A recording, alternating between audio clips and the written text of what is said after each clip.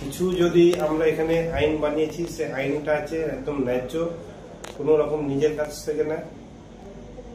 Direct selling এ যেসব নোংরামি হয় সেই সব নোংরামিকে বন্ধ করার জন্য কিছু আইন আমরা এনেছি কোম্পানির তরফ থেকে, যাতে টিম কাটাকাটি না হয়, একজন অপরের সঙ্গে ঝগড়া না। ঠিক আছে, অনেক সময় হয়তো ধরুন আপনি আমার খুব কাছের লোক আছে, কিন্তু 1 বছর ধরে মানুষের সঙ্গে কাজ করছেন। 1 বছর পর যখন আমি এলাম, আমি আপনাকে বলছি, আরে আপনি ওর সঙ্গে কেন করছেন, আমি আপনার কাছের লোক আছে, আপনি আমার সঙ্গে করুন। তাহলে 1 বছর যে উনি মেহনত করলো, তো ওর মেহনতের দাম আছে তো, আছে তো। তাহলে কোম্পানিতে যদি সিস্টেম থাকতো যে আপনাকে আমি টেনে নিলাম, তাহলে উনি কি বলবেন, কোম্পানিটা। কিন্তু কোম্পানির সিস্টেম এরকম আছে যে আপনি 1 বছর কাজ করে নিলেন, আপনি যদি ওনাকে ছাড়তেও চাইবেন, আপনার টিমে দেখা যাবে যে 1 বছরের মধ্যে ওখানে 500,000 আরপি হয়ে গেছে। এবার যান আপনি ছেড়ে, কেন যেখানেও যাবেন 0 থেকে শুরু করতে হবে। আপনি ছেড়ে যাবেন, ঠিক আছে মারুফ ভাই, দেখা করবো, চাটা খাবো, নাস্তা করবো, সবকিছু করবো, কিন্তু টিম বদলাবার কোনো চান্স নেই। ঠিক আছে, এভাবে সিস্টেম আমরা বানিয়েছি। সিস্টেমে আপনারা মিলেমিশে কাজ করুন। কোন রকম এখানে দেখুন ডেইলি পে আউট আছে, নিয়ে যাবে তো কোম্পানি কি নিয়ে যাবে, একদিনেরই তো পেমেন্ট নেবে, পারলে আমাদের লাভ হবে। নিতাম যে চলো মাসে 200 কোটি টাকা আসছে, গিফট বানলাম, চলে গেলাম, তো আরে এটা অনেক বড় কোম্পানি আছে, ভবিষ্যতে মানুষকে 100 কোটি কি করে আসবে ওর প্ল্যান আছে। ভাবুন কোম্পানির কি প্ল্যান হবে। যদি আজকে আমি আপনাকে 10,000 টাকা পে আউট দিচ্ছি, তো আপনি 1 লাখ টাকার ব্যবসা দিচ্ছেন, তবে তো দিচ্ছি। তাহলে ভাবুন কালকে যদি এই কোম্পানি থেকে কাউকে কোম্পানি এটা ভাবছে যে 100 কোটি টাকা দেবো মাসে, তাহলে কোম্পানির ব্যবসা কত আসবে ওর থেকে।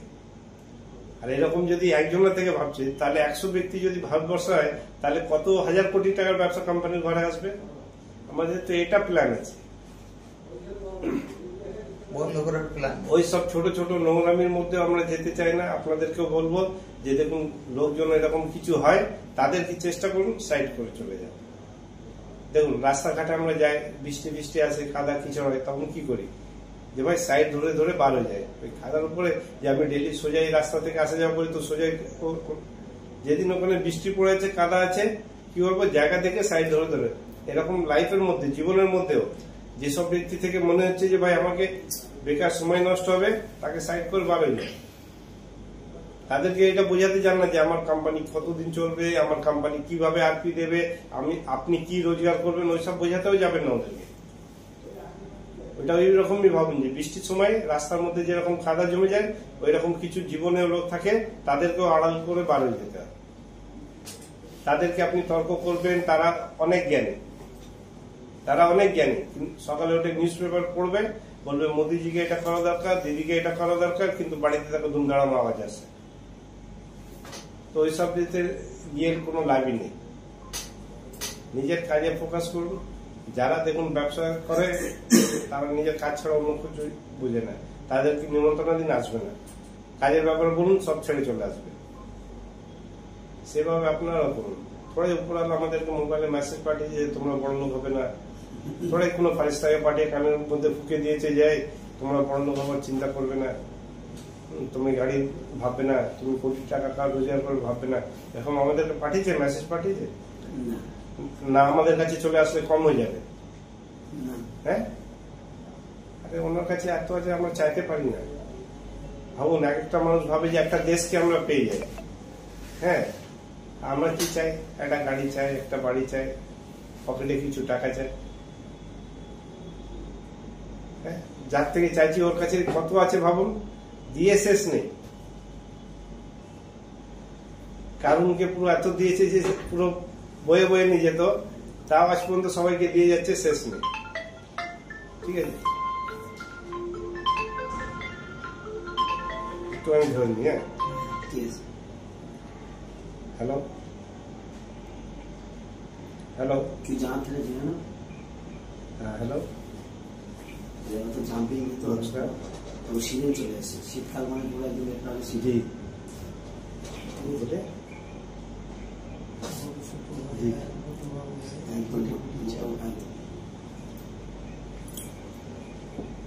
जी जी जी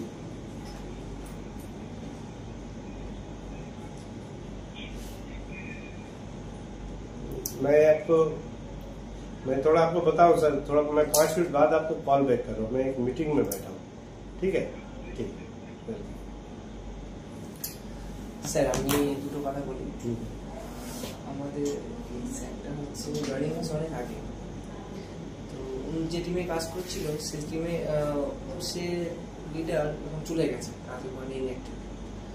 স্যার এখন আমি বোর্ডের কাজটা করাই, তো রিয়াট ওয়ানের যেটুকু বলার ততটুকু বলি যে রিয়াট ওয়ানের এত ভ্যালু, এত মূল্য, এত পাওয়ার। তো এখানে আমাদের ওই অর্জুন স্যার কিছু বুঝিয়েছে যে রিওয়ার্ড পয়েন্টটা এখন কিছু কালেক্ট করা বা যেভাবে কালেক্ট করুন, সে হতে পারে বাজার থেকে বা হতে পারে প্রোডাক্টিভ সিস্টেম থেকে। তো এই রিওয়ার্ড পয়েন্টের যে কি ভ্যালু বা কি দাম আছে, এই দু একটা কথা শোনাতে পারেন। দেখুন, রিওয়ার্ড পয়েন্টের যেটা আছে না, এটা তো প্রথম না তো আপনি রিওয়ার্ড পয়েন্ট বিক্রি করছেন, না তো রিওয়ার্ড পয়েন্ট আপনি কিনছেন। রিওয়ার্ড পয়েন্ট বিক্রি করার জিনিস না, রিওয়ার্ড পয়েন্ট হচ্ছে আপনি জিনিসপত্র কেনাকাটি করবেন, তার সঙ্গে আপনি ফ্রিতে পাবেন।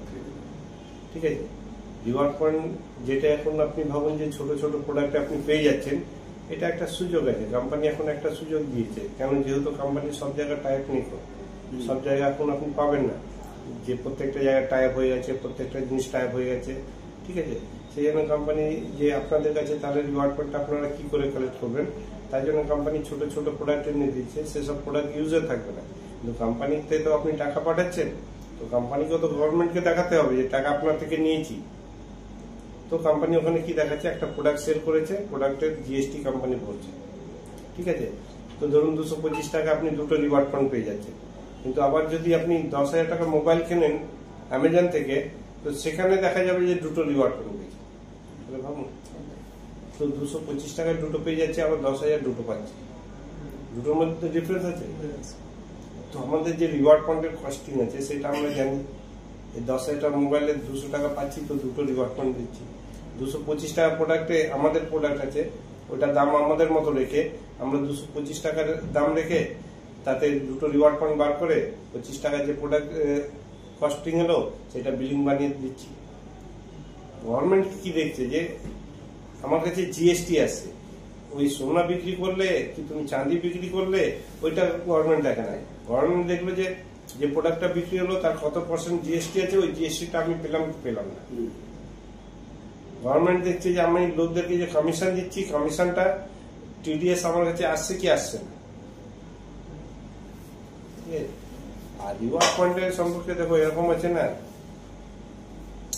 যে এখন একটা সুযোগ আছে যে যতটা পারো কালেক্ট করে রেখে দাও, ফিউচারে প্রোডাক্ট কিনলে পরে তবে রিওয়ার্ড পয়েন্ট পাবে। তাহলে দেখা যাবে যে কোম্পানিরও 10টা রিওয়ার্ড পয়েন্ট নিতে গেলে 10,000 টাকা প্রোডাক্ট কিনছো, তবে 10টা রিওয়ার্ড পয়েন্ট পাচ্ছ। কেমন দিন আসছে, আসবে। ঠিক আছে, প্রথমে আমরা যে আমার 2.5 টাকা ছিল, 5 টাকা সব ছিল, এখন 25 মানে 20 টাকা বেড়েছে। তো মানে ওখানে কি দেখাচ্ছে প্রোডাক্ট, আগে তো 100 টাকা নিয়ে ডাইরেক্ট একটা রিওয়ার্ড পয়েন্ট দিয়ে দিচ্ছে, এখনো মাঝে সুযোগ এসে যায়। কিন্তু এগুলো সব ভবিষ্যতে বন্ধ হয়ে যাবে, আমরা কেন বন্ধ করতে চাইছি? আচ্ছা ভাবো, রিওয়ার্ড পয়েন্ট যদি একটা, তোমরা তো এটা বুঝে যাচ্ছি যে মিনিমাম 5,000 টাকা পাওয়া যাবে, এটা বুঝেছো কি বোঝো? যদি ভাবো একটা যদি 100 টাকা কস্টিং হয় আর 5,000 টাকা পায়, যাদের কাছে লক্ষ লক্ষ টাকা আছে তারা লাগাবে না? হ্যাঁ, যারা জানতে পারবে লাগাবে না? তো কি লাগাতে পারবে একবারে? না, লাগাবার জায়গা আছে? একদিনে একজন ব্যক্তি মাত্র 2,000 টাকায় রিওয়ার্ড পয়েন্ট, মানে রিওয়ার্ড পয়েন্টই প্লেসমেন্ট হতে পারে। তাহলে ভাবো কিরকম বোকা কোম্পানি আছে, মানুষ টাকা দিচ্ছে, টাকা নিচ্ছে না, মানুষ টাকা নিয়ে বসে আছে। আরফান খান বলছে না স্যার আপনারা ওপেন করুন, আমি ডেলি এখান থেকে 1000 টাকা রিওয়ার্ড পয়েন্ট, যে টপে ছিল 3 জন ব্যক্তিকে মিলিয়ে ডেলি 20টা করে রিওয়ার্ড পয়েন্ট পুরো করে। বলছে স্যার ওপেন করে দিন না 2-1 দিনের জন্য।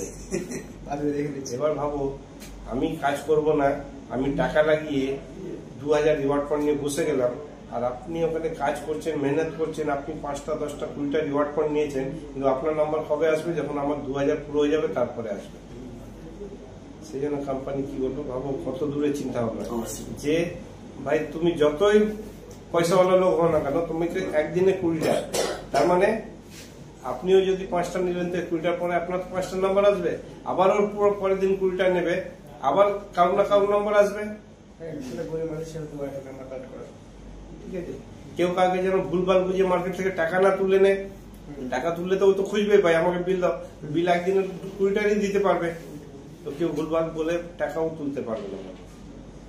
সব জায়গাগুলো আমরা বেঁধে রেখেছি।